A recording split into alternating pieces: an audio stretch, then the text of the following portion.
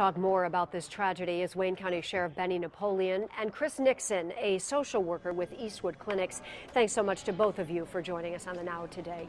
Chris, we want to start with you. When you hear about shootings like this happening, we hear two things so often: more gun control and more emphasis on mental health. What do you think can be done on mental health level to reduce the number of mass shootings that we see now, if at all even possible?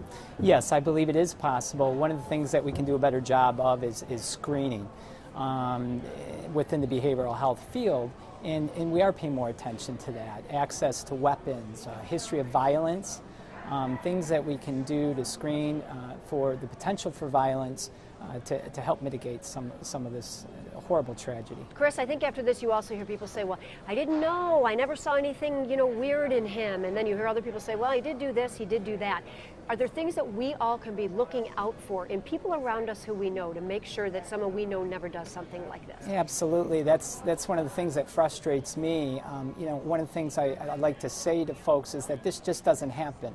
A person just doesn't snap. There's always warning signs that preclude a horrible tragedy like this. There's things that we can look out for, changes in their behavior and their hygiene, just fascination, obsession with guns, things like that. Even going back to the Columbine tragedy, we learned then that those two boys in that incident really became emotionally, socially detached, and were very, very much engrossed and fascinated with guns and bombs. So there are things we can do, no question. Sheriff Napoleon, of course, Wayne State, in your backyard, what are the biggest concerns when you think about an active shooter situation? Well, certainly I have to agree with Chris. In the beginning, we have to really look more closely at the mental health aspect of it. I think that's going to be the place where you can really have the greatest impact, and certainly there may be some gun control measures that might be effective, but I think going to early recognition of people who are having problems is the most effective way to deal with this issue. But getting to Wayne State, we have a very close working relationship with Wayne State University and the Detroit Police Department. From a law enforcement perspective, I think the most important thing that we can do is to have a strong target hardening presence. I think in this particular case, you might have been viewed as a soft target, and you don't want your colleges, universities, and schools to be viewed as a soft target, someplace where it's easy to get in and commit these kind of crimes. So the first thing is you have to harden the security around these sensitive locations, and then you have to have a active shooter response that you trained at on a frequent basis. We work with Wayne State, we work with Wayne County Community College, and we work with other educational institutions throughout Wayne County to make sure that we have an appropriate response in a timely manner in the event that something unfortunately like this might happen. You're really talking about armed guards at these college campuses, are you not?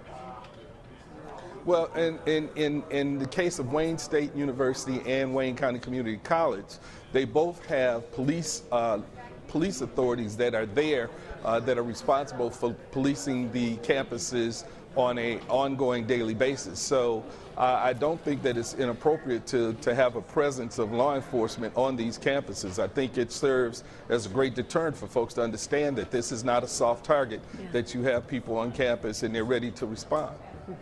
And Chris, of course, Oregon across the country from us, but what kind of effect does this kind of shooting, these tragedies have when we're just watching this play out from afar?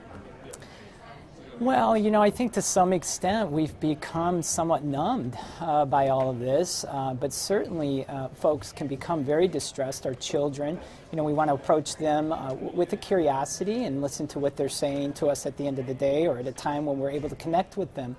But even adults, they're expressing anxieties around this. But again, after a while, you become desensitized, and it becomes fear-based, what we can't control, that kind of thing.